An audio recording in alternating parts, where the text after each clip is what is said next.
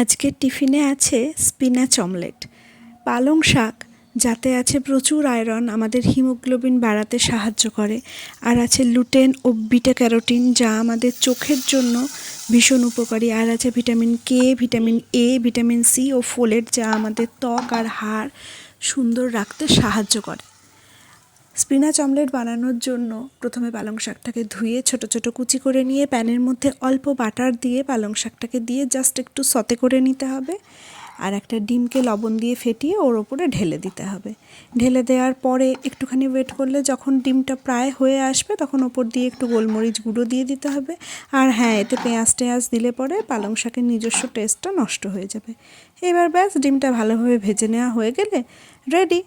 সাথে আমি দিয়েছি খাওয়ার জন্য একটু ড্রাগন ফ্রুট। কেমন লাগলো টিফিন আইডিয়াটা জানাতে ভুলবেন না। ধন্যবাদ, পাশে থাকবেন নতুন নতুন রেসিপি পাওয়ার জন্য।